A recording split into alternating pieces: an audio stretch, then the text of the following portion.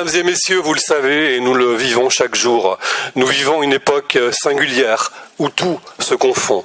La nationalité avec la couleur de peau, l'origine avec la religion.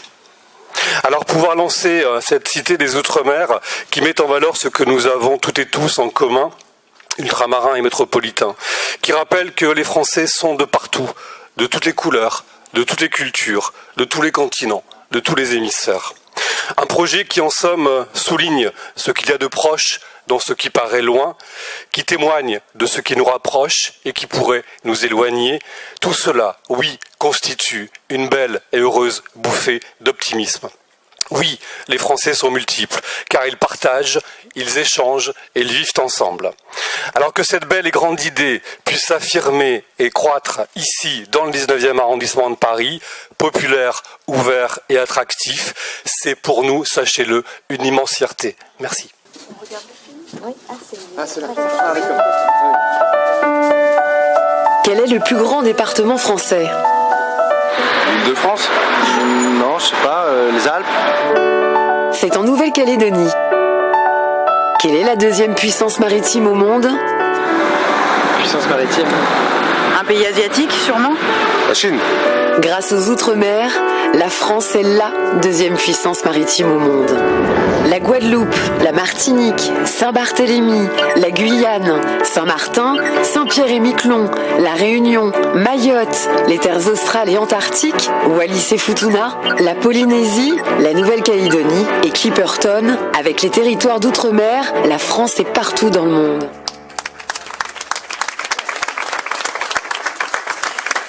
La parole est à Madame la maire. Restez, Monsieur le Président, je vous en prie. Ce micro marche très bien. Monsieur le Président de la République, cher François Hollande, Madame la Ministre, chère Erika Barrette, permettez-moi de saluer également mon collègue, cher François Dagneau, maire de ce si bel arrondissement dont tu as si bien parlé. Je veux bien sûr saluer chaleureusement les élus, mon premier adjoint qui a beaucoup travaillé pour que nous soyons aussi là aujourd'hui, cher Bruno Julliard, et puis les parlementaires, Jean-Christophe Cambadélis, député de cette circonscription, et ma chère Georges Paul Angevin. J'ai envie de te mettre dans toutes les cases parce que tu es la plus célèbre de toutes les ultramarines de Paris, la plus représentative des Outre-mer à Paris, et on est très fiers d'avoir eu ta contribution à la fois à la mairie de Paris, puis en tant que parlementaire, en tant que ministre, et d'avoir accompagné ce très beau projet. Bien sûr, je veux saluer l'ensemble des élus ici présents, et puis cher Didier Fusilier, qui longtemps m'a dit, parce qu'on a une longue vie de travail ensemble sur des projets parfois un peu fous, comme la fermeture des voies sur berge. Il était avec nous dans cette aventure et je l'avais fait venir avec moi sur les berges bien avant qu'il n'y ait plus de voitures. Et il m'a dit un jour, tu sais, il faut toujours garder à l'esprit le regard qu'on a à 10 ans.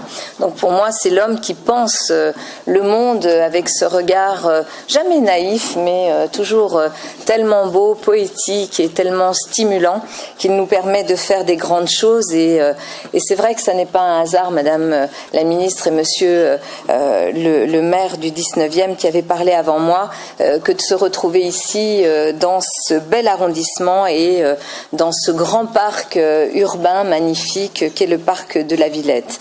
Je suis heureuse parce que cette belle idée qui est portée maintenant depuis longtemps devient aujourd'hui un projet concret.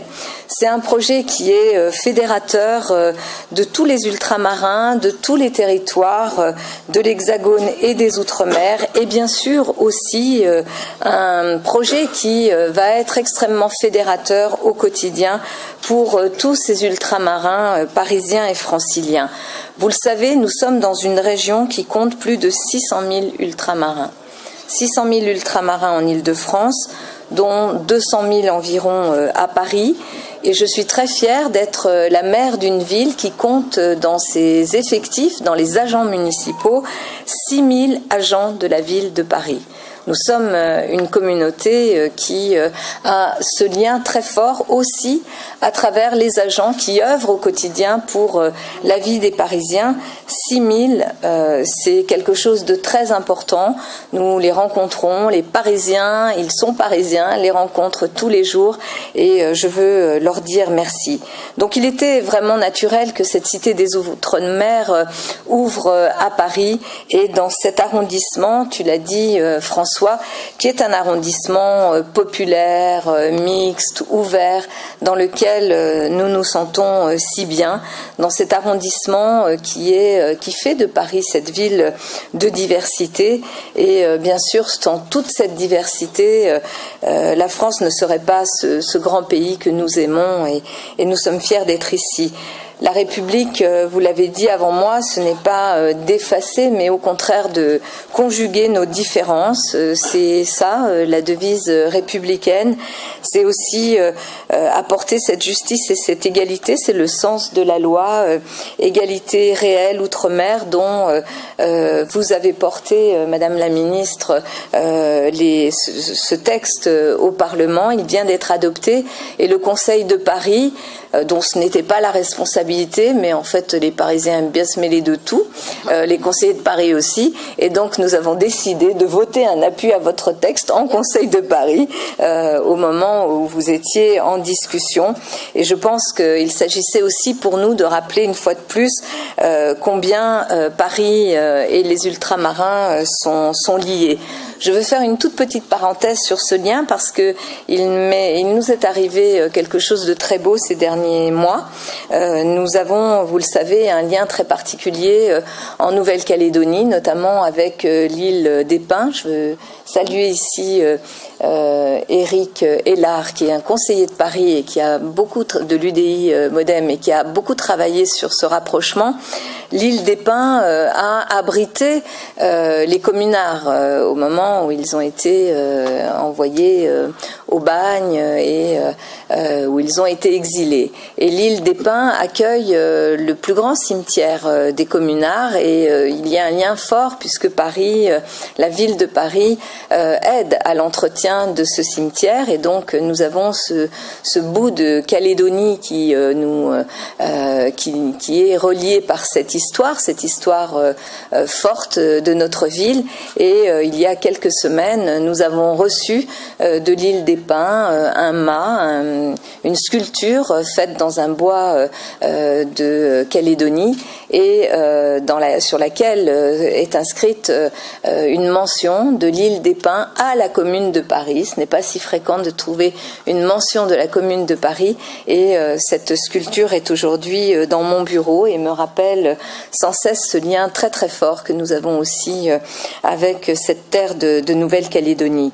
Je veux aussi vous dire que dans la célébration que nous avons de ces relations, au-delà de l'activité, de l'implication de cette immense communauté ultramarine dans notre ville, qui se traduit par le travail, je l'ai dit, des fonctionnaires, mais aussi par toute une activité artisanale, économique, par une gastronomie extrêmement présente. Et François, tu l'as dit, tu as célébré ici ce grand salon qui faisait la part belle à cette gastronomie. Nous avons ces liens très très forts qui existent avec toutes ces associations qui font vivre à Paris les cultures d'outre-mer en lien avec notre belle ville. Nous avons la chance d'avoir d'immenses artistes, des poètes, des musiciens. Nous avons la chance aussi chaque année de célébrer le carnaval tropical dans les rues de Paris. C'est toujours un moment extraordinaire, exceptionnel que nous faisons au tout début de l'été et qui est aussi cette belle affirmation de nos relations. Nous avons aussi, au-delà de ces sujets, nous travaillons avec les associations ultramarines sur l'innovation, sur la jeunesse, sur la culture, mais aussi sur la santé. Nous sommes très impliqués en tant que collectivité parisienne dans la lutte contre la drépanocytose, j'arrive jamais à le dire, hein. Bon, alors m'excuserez, mais nous travaillons aussi sur l'action sociale, à la mutualisation des missions sociales, à la fois du centre municipal d'accueil et d'information des DOM-TOM, mais aussi avec le comité d'action sociale en faveur des originaires des départements d'outre-mer en métropole. Voilà, toutes ces coopérations sont extrêmement fortes. Je veux rappeler aussi dans ces liens historiques entre Paris et les outre-mer que Paris a eu un maire d'origine ultramarine, disons au sens très large, puisque pendant la Commune de Paris, le Conseil de Paris a été présidé par Severiano de Heredia, qui fut vraiment un des premiers maires, donc un de mes prédécesseurs, d'origine cubaine, descendant d'esclaves, qui a été aussi porté à la tête de cette ville. Ce lien, tous ces liens historiques, tous ces liens nous rapprochent, et aujourd'hui nous allons travailler vers l'avenir, faire découvrir ces liens, les amplifier, permettre à tous les visiteurs de ce lieu, mais je pense vraiment à tous les ultramarins de Paris et de notre région, de venir montrer aussi la force de cette présence dans notre République et dans la capitale de notre République. Je pense que cette cité permettra avec éclat de répondre à cette volonté qui avait été décrite par l'écrivain martiniquais Patrick Chamoiseau, de tout homme, de tout peuple, de toute communauté quelle qu'elle soit, d'être libre, de sentir son génie éclabousser son lieu et l'inscrire dans le monde. Je crois que cette cité va nous offrir cette promesse, et pour tout cela, je vous remercie.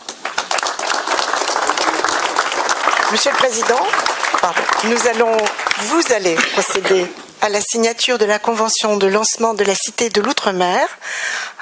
S'il vous plaît. Madame la maire, de ce côté. Non, bougez pas, Monsieur le Président. Madame la ministre. Oui, bien sûr. Et voilà.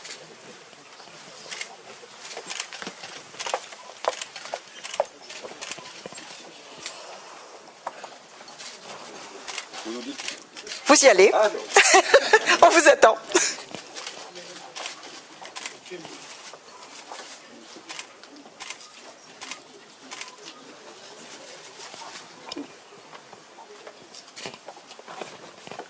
Vous avez trouvé. Je ne peux pas faire changer les maracas. C'est compliqué.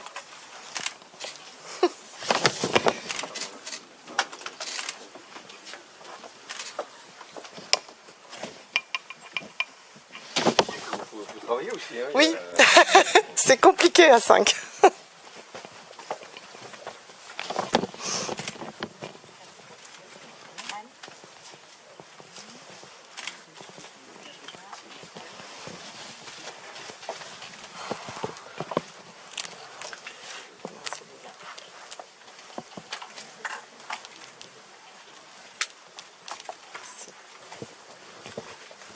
Voilà, on peut applaudir.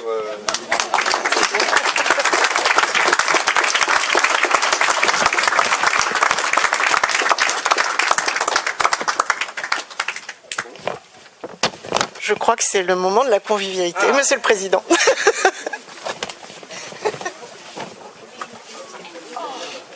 Certains artistes, ça va leur donner et puis ça donne de la visibilité, Laetitia. Il fallait c'était mettre en place les contrats de plan, mais il fallait aussi qu'il y ait des actes forts que j'ai posés pour la mémoire et aussi pour la vitrine que doit représenter l'outre-mer, parce que c'est un atout pour la France, une chance pour la République. Cette diversité de talents, de richesses ne doit pas être regardée comme simplement un plus, mais une agrégation de force au service du pays. C'est un peu l'achèvement de l'outre-mer pour vous, quelque part. Vous avez fait les 11 territoires, voilà, et aujourd'hui vous êtes là. C'est le dernier territoire qui était celui de l'Île-de-France, où l'outre-mer doit être pleinement représenté, puisque je sais qu'il y a beaucoup de nos compatriotes qui vivent ici, qui l'ont décidé, d'autres qui l'ont hélas subi, parce que la situation économique l'exigeait, et qui ont un lien tellement fort avec leur territoire, mais qui veulent aussi ici représenter. Et donc ils ont cette volonté d'être ultramarins pleinement en étant franciliens. Alors Voilà pourquoi il est important qu'il y ait des lieux de culture. Puis ici, il y a des millions de visiteurs venant du monde entier qui vont venir. Et à partir de là, ils doivent aussi savoir ce qu'est la France, présente sur tous les continents et capable d'assurer cette diversité tout en préservant son unité. Et c'est un message républicain que j'adresse parce que au moment où il y a des valeurs qui sont mises en cause, où il y a des distinctions qui sont faites entre les Français, et lorsqu'il y a des conceptions de l'accueil, de l'ouverture au monde qui sont avancées dans cette campagne, très important que ce que nous faisons ici soit un élément de cohésion, de solidarité et d'unité. Madame Girardin, que pouvez-vous nous dire sur ce lancement et cette initiative ? Écoutez, c'est une initiative que j'ai toujours soutenue et j'espère qu'elle va enfin se concrétiser. C'est un dossier qui n'est pas facile à mettre en œuvre, mais en tout cas, moi je suis toujours là quand il s'agit de donner un élan à l'outre-mer et je suis toujours restée fidèle depuis les années où j'ai été fortement impliquée dans les dossiers ultramarins. J'ai gardé toute mon affection pour l'outre-mer et pour nos compatriotes qui méritent d'être soutenus dans leur combat pour faire reconnaître leur identité, leur culture et surtout leur immense atout qu'ils apportent, qu'ils représentent pour notre République. Vous êtes le maire du 19e arrondissement. C'est important pour vous d'accueillir la Cité des Outre-mer ? C'est important et c'est surtout une grande satisfaction, une grande fierté pour cet arrondissement aux 1000 couleurs, aux 1000 visages et qui témoigne, je crois, parfaitement de la capacité et du plaisir que nous avons de partager nos identités, nos histoires et de nous projeter ensemble dans un avenir où les ultramarins, leur culture ont évidemment toute leur place. Le 19e parle et dit tout cela. Cette Cité des Outre-mer sera située où exactement ? Alors cette Cité des Outre-mer est en plein cœur du 19e arrondissement, sur le territoire du parc de la Villette, qui est un lieu extrêmement ouvert avec une grosse visibilité, qui est déjà un lieu très fréquenté et qui a tout à gagner, tout à attendre de l'ouverture en 2019 de cette Cité des Outre-mer que nous lançons aujourd'hui. C'est un beau projet qui aboutit avec beaucoup de travail durant de très nombreuses années et aujourd'hui c'est fait. On a la création de l'établissement public, on a un budget de 10 millions d'euros, on a l'ensemble de la philosophie du projet qui est arrêté. Donc maintenant on le lance et ça va s'ouvrir, je l'espère, si ceux qui prennent le projet par la suite travaillent bien, on sera au rendez-vous pour 2019. Monsieur Frisch, vous êtes satisfait du lancement de cette Cité des Outre-mer ?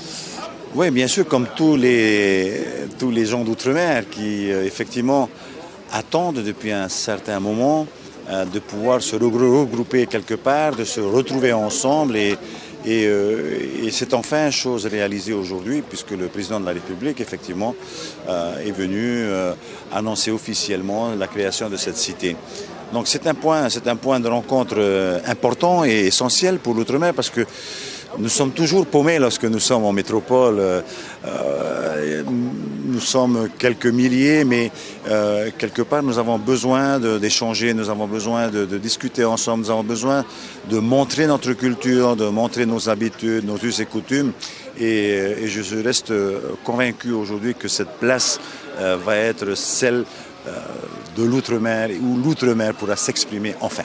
Donc la Polynésie prendra une part très active à ce projet. Je l'espère en tous les cas. Sur Paris, nous avons quelques personnes, quelques groupes qui se rassemblent souvent pour se parler, pour montrer ce qu'ils savent faire, pour montrer la richesse de notre pays. Et ce lieu sera essentiel pour eux. Aujourd'hui, nous sommes un petit peu à gauche, à droite.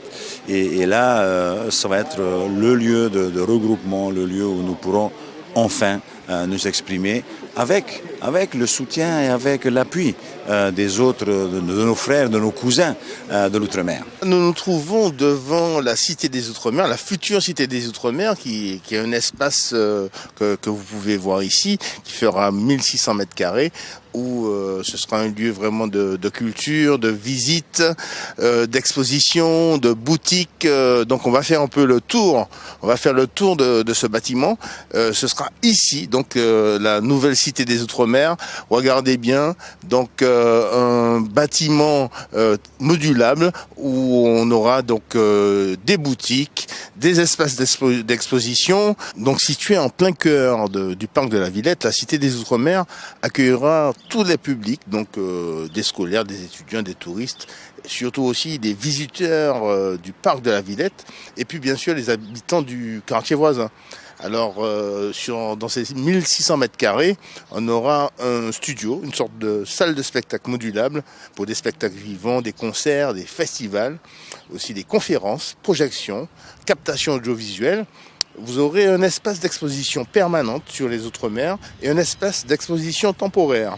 Un espace de restauration dédié aux arts culinaires des Outre-mer et un bar glacier. Une boutique offrant une palette de produits variés des Outre-mer.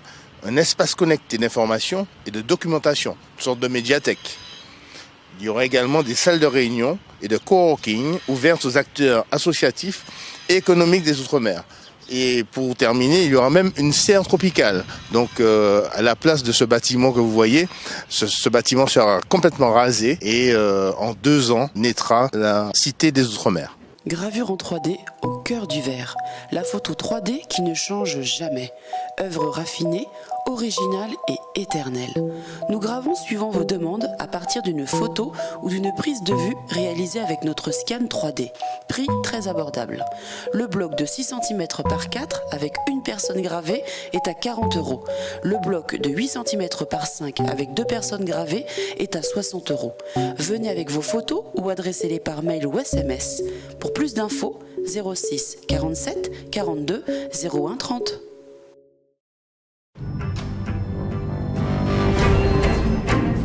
Restez connectés aux Outre-mer avec outremernews.fr.